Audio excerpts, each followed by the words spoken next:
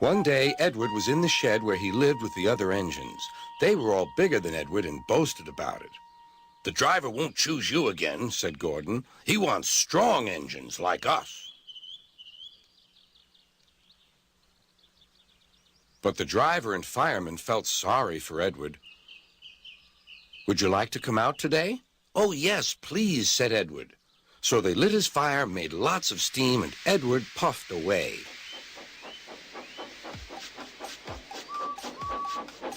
The other engines were very cross at being left behind.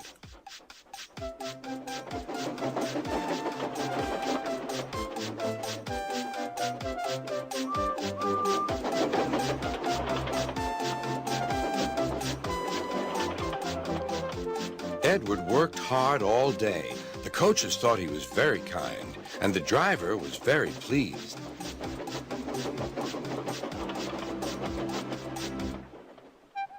"I'm going out again tomorrow," Edward told the other engines that night. "What do you think of that?" But he didn't hear what they thought, for he was so tired and happy that he fell asleep at once. Next morning, Edward woke up to find nothing had changed. Gordon was still boasting. "You watch me, little Edward, as I rush through with the express. That will be a splendid sight for you. Goodbye, little Edward. Look out for me this afternoon."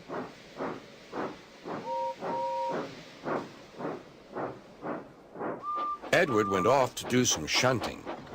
He liked shunting. It was fun playing with freight cars. He would come up quietly and give them a push.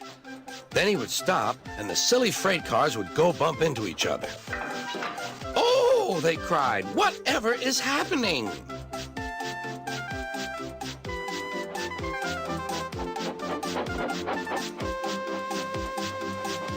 Edward played till there were no more freight cars. Then he stopped to rest. Presently, he heard a whistle. Gordon was cross. Instead of nice shining coaches, he was pulling a dirty freight train. "A freight train, a freight train, a freight train," he grumbled. "The shame of it, the shame of it, oh, the shame of it." Edward laughed and went to find some more freight cars. Then there was trouble. "Gordon can't get up the hill," the porter called to Edward's driver. "Will you take Edward and push him, please?" They found Gordon halfway up and very cross. His driver and fireman were talking to him severely. "You're not trying." "I can't do it," said Gordon. "The noisy freight cars hold an engine back so." Edward's driver came up. "We've come to push." "No use at all," said Gordon. "You wait and see," replied Edward's driver. They brought the train back to the bottom of the hill.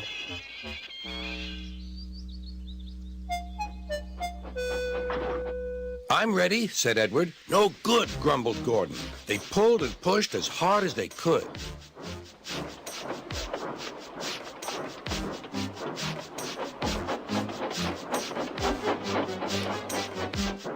"I can't do it! I can't do it! I can't do it!" puffed Gordon. "I will do it! I will do it! I will do it!" puffed Edward. Edward pushed and puffed and puffed and pushed as hard as ever he could. And almost before he realized it, Gordon found himself at the top of the hill. "I've done it! I've done it! I've done it!" he said proudly. He forgot all about kind Edward and didn't say thank you. Edward was left out of breath and far behind, but he was happy because he had been so helpful. At the next station, he found that the driver and fireman were very pleased with him. The fireman gave him a nice long drink, and the driver said, "I'll get out my paint tomorrow and give you a beautiful coat of blue with red stripes. Then you'll be the smartest engine in the shed."